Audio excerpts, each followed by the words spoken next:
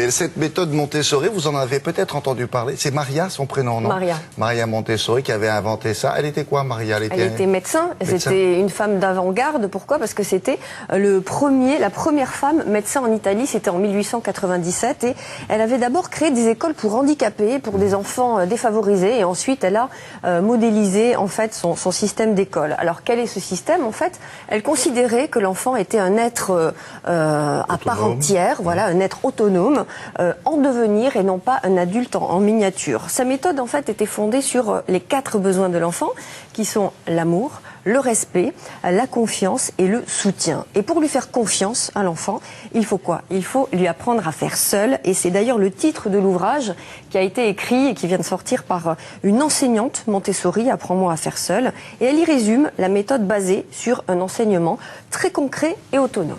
On va comprendre.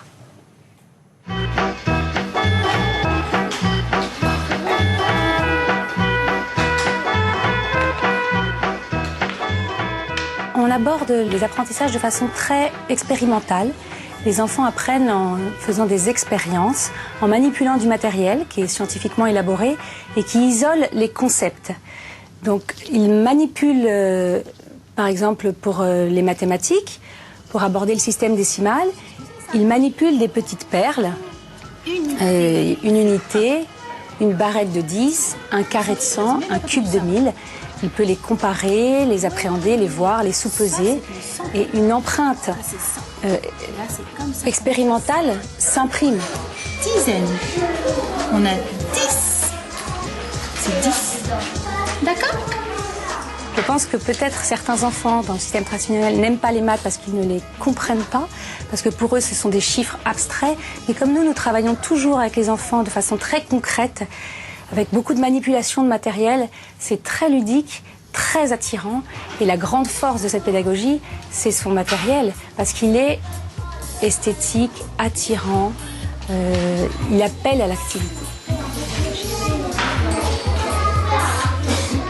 Pour l'écriture aussi, par exemple, plutôt que de travailler le graphisme en faisant des boucles, en faisant des petits carrés pour préparer à la cédille, l'enfant travaille vraiment le mouvement de la lettre. Et il travaille avec des lettres rugueuses qui sont en papier de verre, qui sont collées sur des plaques très lisses.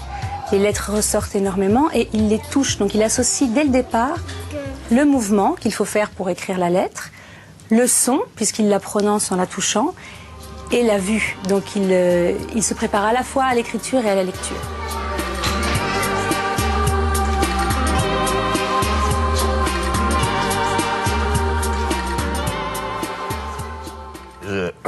Ils ont l'air bien calmes. Ben voilà, c'est exactement ce qui ressort. Bon, oui, c'est marrant. Dans les classes Montessori, c'est le silence, le calme des enfants. Alors il y en a peu en France, il y a une centaine au total d'écoles Montessori.